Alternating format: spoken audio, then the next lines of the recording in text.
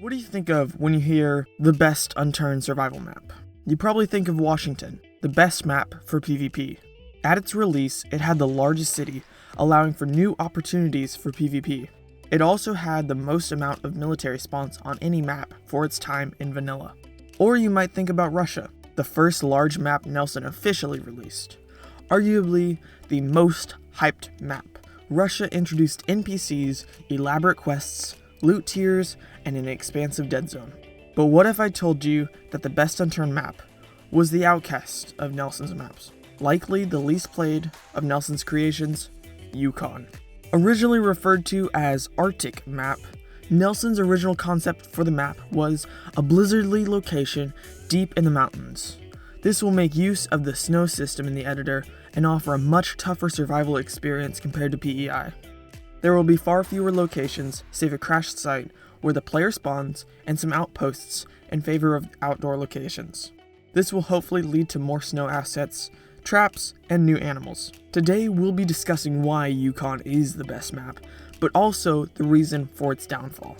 Unturned is supposed to be a survival game, but the player base have strayed away from this concept, opting for PvP or roleplay oriented servers. Now, this isn't a bad thing, but the emphasis on survival has all but vanished from the game.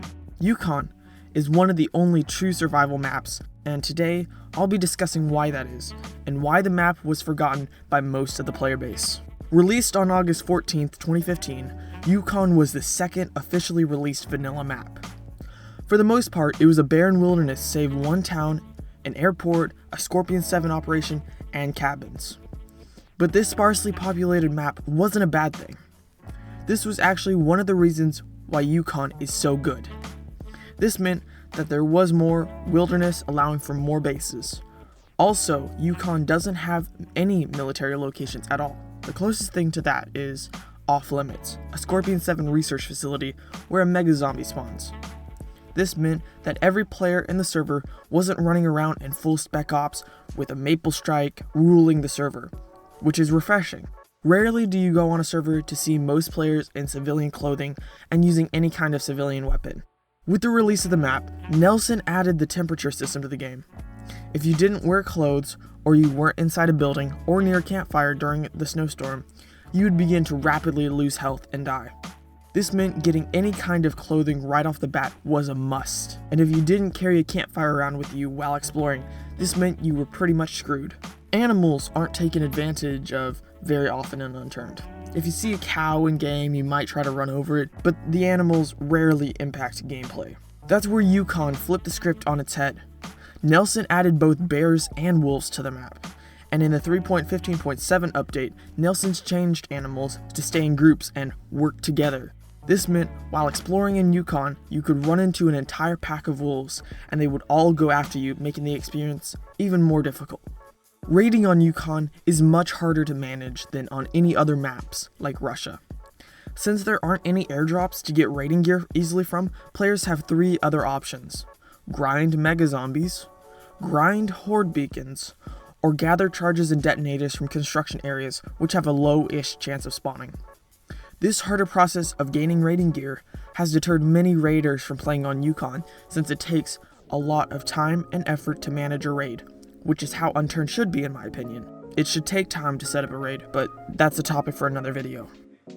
With all the bodies of water frozen over, players can't just go fishing for food. Along with this, there aren't any pigs or cows that spawn on the map, so there are a few choices players have for surviving. Make a farm, go hunting, or gather food from locations. Having a steady supply of food is essential with this map, since most of the traveling is done on foot, which can easily drain your food level. Lastly, water is not as much of a problem as food. You will most likely get water from the crops that you grow, or you will find drinks in locations. One other option is to get water from wells from around the map. Over the course of several years, Nelson added a few things to the map. The first being wolves, which were intended to launch along with the map but were delayed. This addition, along with bears, made Yukon a brutal survival map. Having to stay warm while also fighting roaming animals made Yukon have an atmosphere like no other. After Yukon's launch, the map didn't gain the attention of too many players. The main reason is that 2 weeks after releasing it, Nelson shared that the next map he wanted to make was going to be set in the USA. Less than a month after that post, Nelson released the Washington update.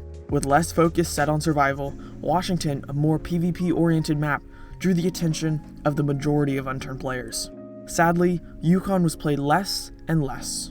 Nelson tried to update Yukon this past year by adding dynamic snowstorms, making the map less brutal on players, and he added charges to the spawns at construction drops. 2 other additions were the train and the Aurora Borealis.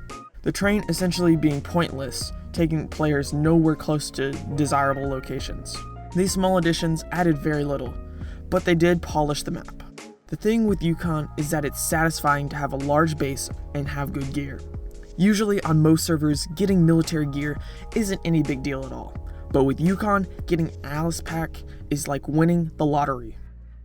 There's an end goal for Yukon: to build a base, survive against the harsh environment, players, and zombies, and to gather better and better gear. On many servers, a base won't last over a week. Before I go, I recommend that you hop on a completely vanilla Yukon server, maybe even on hard difficulty, and putting your survival skills to the test. If you do, feel free to let me know on my Discord, link in the description. I'm Somebody on Earth, and I'll catch you in the next one.